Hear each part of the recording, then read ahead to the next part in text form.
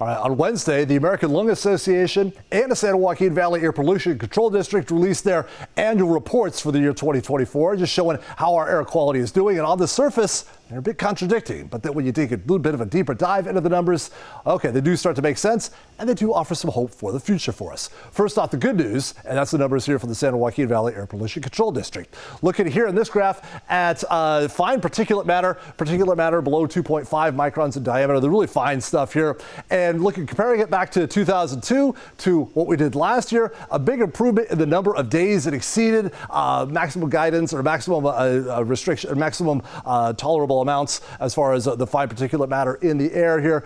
Back in 2002, we were almost 20% of the time, or 20% of the days we were doing that. Last year, just 2% of the days were above those critical thresholds. A big improvement. That's great to see. As far as ozone goes, also similar improvements. Again, great to see. Back in the year 2000, this is looking at concentrations here in parts per billion of ozone in the San Joaquin Valley. See some of these darker shadings here. That's over 100, 110 parts per billion, which is not a good number for us to be in.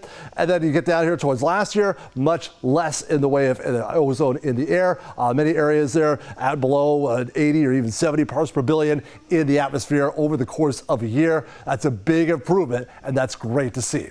Now, we're taking a look at the American Lung Association numbers, and they're just talking about how we rank compared to everybody else. And we still have a long ways to go. We're still close to the bottom, unfortunately. Fresno ranking in the bottom 5 as far as ozone in the United States, and ranking also in the bottom 3 as far as fine particulate matter, those small particulates in the air. It shows that we have come a long way, but we still have a long ways to go. But we are still bottom 5 as far as air quality in the valley goes, or in the air quality in the United States goes. Now, it's not totally our fault. We are in a bad place for air quality, and here's some of the reasons why. First off, generally in the summertime, when our air quality is really pretty rotten out there, unfortunately, we have a very common prevailing northwest wind, taking any kind of pollution that we may have in San Francisco or Sacramento and just dragging it down here through the San Joaquin Valley to Fresno, to Visalia, to Bakersfield. Then take a look at the mountains. We are surrounded by beautiful mountains, the Sierra Nevada, the Coast Range, and such.